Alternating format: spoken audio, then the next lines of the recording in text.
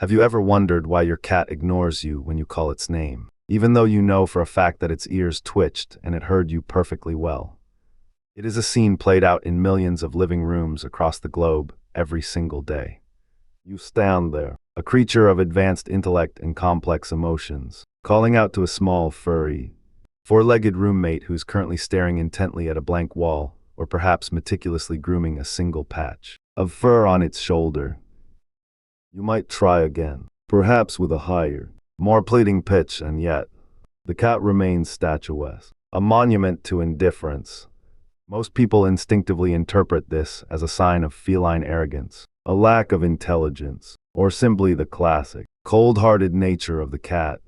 They might joke that the cat is plotting world domination, or simply does not care about the human who provides the food, the shelter, and the expensive medical care. But to dismiss this behavior as mere stubbornness is to ignore one of the most fascinating evolutionary stories in the history of human-animal relationships. The truth is that the cat is not ignoring you because it cannot understand you, nor is it doing so because it lacks the capacity for affection. It is doing so because you are looking at the history of the cat through the wrong lens. To understand why your cat seems to have a selective hearing disorder, we have to travel back to the Fertile Crescent, roughly 10,000 years ago. This was the dawn of the Neolithic Revolution, a time when humans were transitioning from nomadic hunter-gatherer lifestyles to settled agricultural societies. As humans began to store surplus grain, they inadvertently created a massive, unintended buffet for rodents. And where there are rodents, there are predators. The wildcat, known scientifically as Felis libica, did not wander into our villages because it wanted to be our best friend or our loyal companion. It wandered in because the mouse population explosion in our grain stores was an evolutionary jackpot. This was a relationship built on pure cold, calculated utility. Unlike the dog, which was actively bred and selected by humans to perform specific tasks like guarding herding or hunting alongside us, the cat effectively domesticated itself. It was a mutualistic arrangement. The human provided a reliable ecosystem of pests, and the cat provided pest control. There was no intense, multi-generational selection pressure to make the cat crave human approval. While the dog was evolving to read our facial expressions and interpret our hand gestures, the cat was busy maintaining its status as a solitary, lethal hunter. This historical context is crucial because it explains why our expectations of cats are so fundamentally misaligned with their evolutionary reality. When we look at a dog, we are looking at a creature that has been hardwired to view us as the center of its social universe.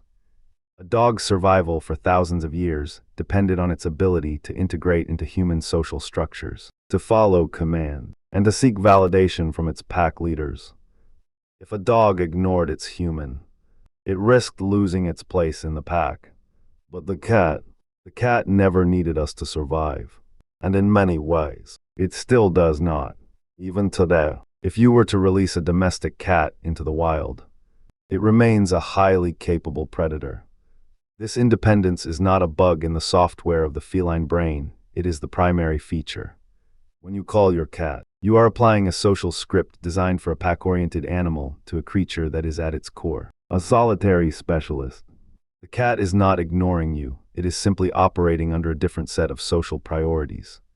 The archaeological evidence from the Mediterranean island of Cyprus provides a stunning look into how deep this relationship goes, and more importantly, how it has always been defined by a sense of mystery. In a grave dating back roughly 9,500 years, archaeologists discovered the remains of a human buried alongside a cat. This discovery was revolutionary because it predates Egyptian iconography, which had long been considered the starting point of cat domestication. But notice the nature of this find. The cat was buried with the human, suggesting a deep bond. Yet the cat had not undergone the morphological changes that we see in modern, highly domesticated species. It was still, for all intents and purposes, a wildcat. This suggests that humans and cats have been living in a state of truce for millennia. We have spent thousands of years living side by side, yet the cat has managed to retain its wild essence to a degree that almost no other domestic animal has. When your cat stares at you with those unblinking, golden eyes, and then slowly turns its head away. It is not being rude.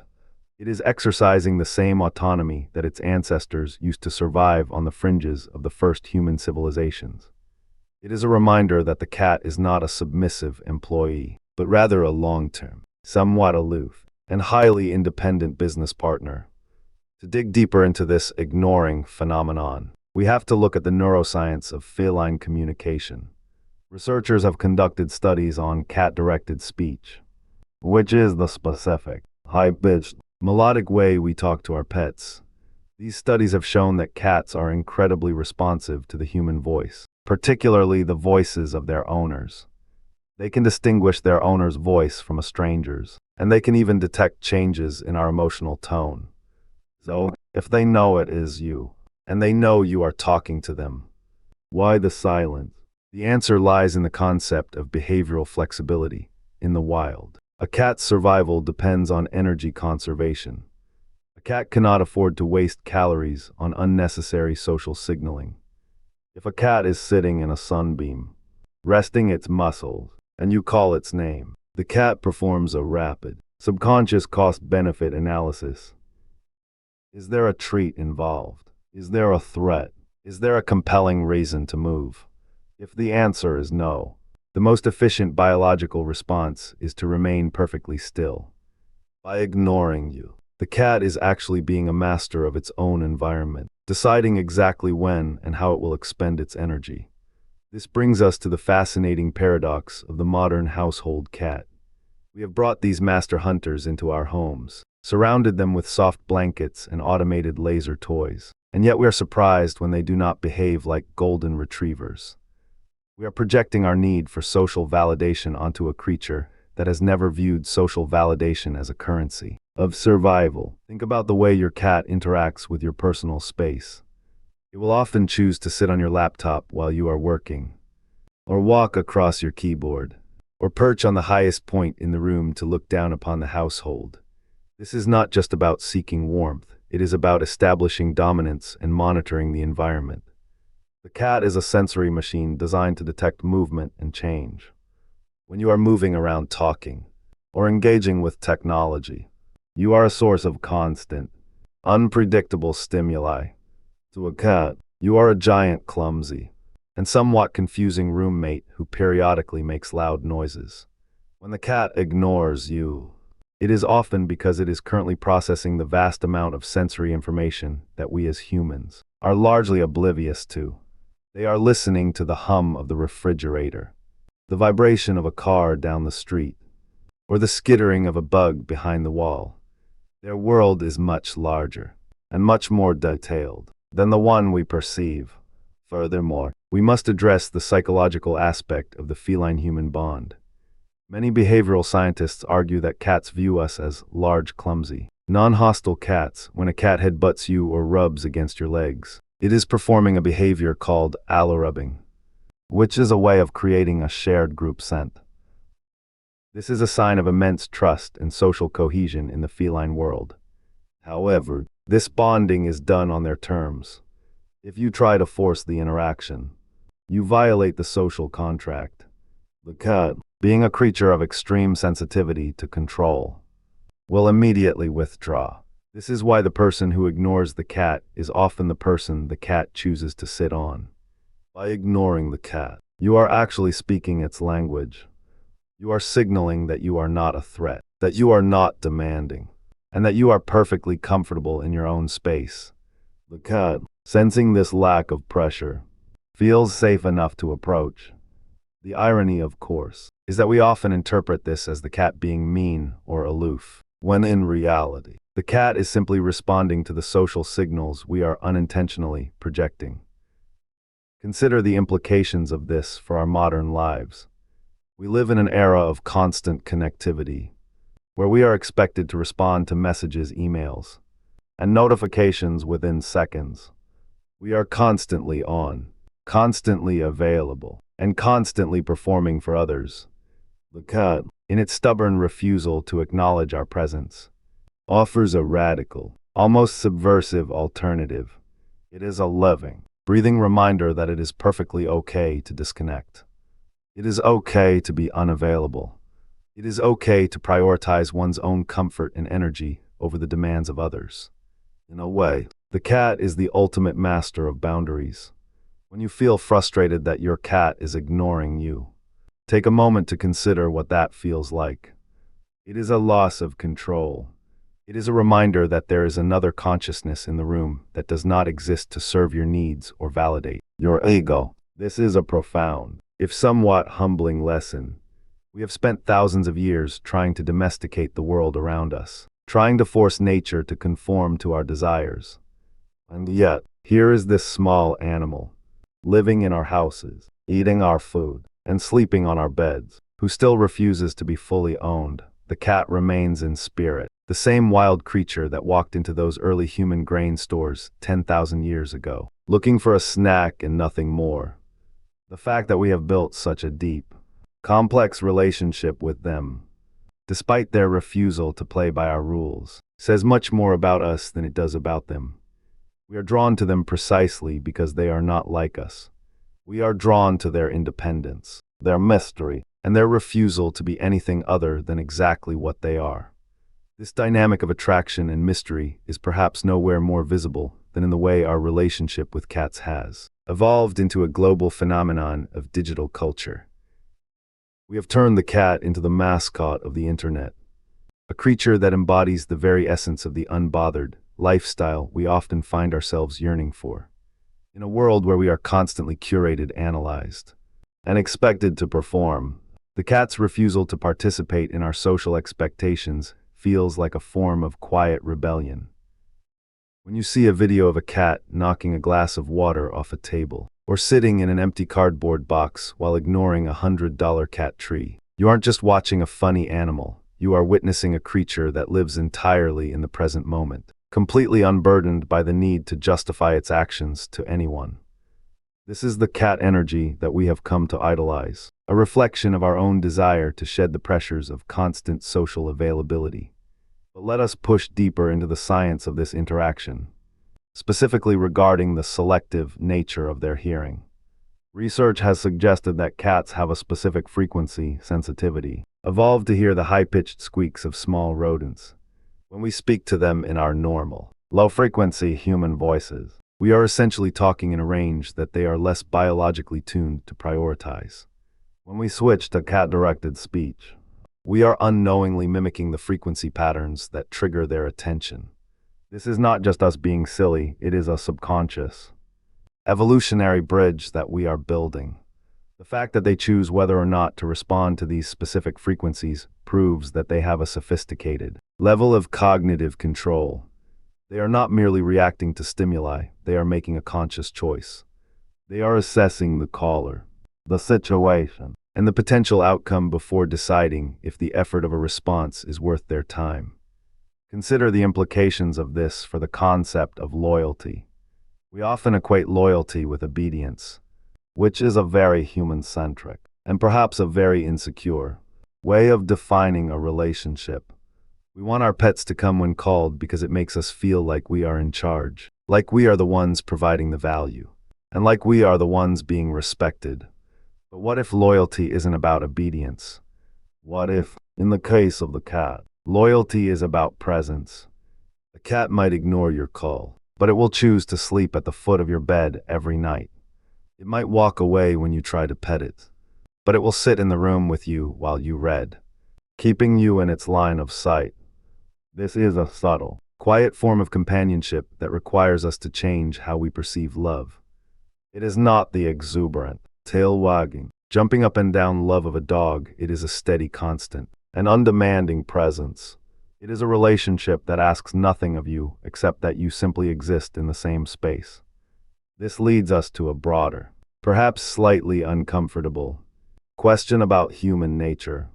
Why do we find the cat's independence so provocative? Why does it bother us when they ignore us, even when we know they love us? It is because we are a species that has spent our entire history trying to control our environment. We build fences, we train animals, we domesticate landscapes, and we categorize everything into neat boxes of useful or useless. The cat is an anomaly in this system. It is an animal that we have invited into our homes, yet it remains fundamentally untamed. It is a reminder that we cannot control everything. It is a reminder that there are entities in this world that are not here for our amusement, nor are they here to serve our needs. They are here because they chose to be, and they stay because they want to. This is perhaps the most honest form of relationship one can have with another living being. When we look at the history of the human-cat bond, we see that it has survived through the rise and fall of empires, the invention of the printing press, the Industrial Revolution, and the digital age. Through all of this, the cat has remained remarkably consistent. While we have changed beyond recognition, the cat is still the same predator, the same opportunist, and the same mysterious, aloof roommate it was 10,000 years ago. Perhaps the reason we are so obsessed with them is that they provide us with a sense of continuity. In a world that is spinning faster and faster, where technology changes our lives every few years, the cat remains a constant, unchanging presence. They don't care about our status, our wealth, our job titles, or our digital footprints. They care about the warmth of the sun, the safety of their territory, and the reliability of their food source. As we move forward into an increasingly complex and interconnected future, the lesson of the cat becomes even more relevant. We are all, in our own ways, trying to find a balance between our social obligations and our need for individual autonomy. We are all trying to figure out how to be present for the people we care about without losing ourselves in the process. The cat, in its silent, stubborn, and sometimes frustrating refusal to acknowledge our every demand, is actually teaching us about the importance of boundaries.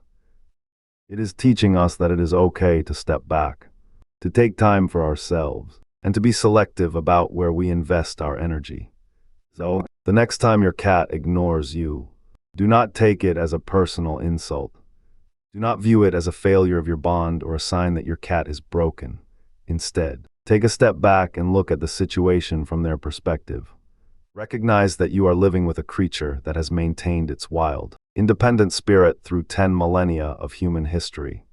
Recognize that their indifference is not a lack of love, but a testament to their self-sufficiency.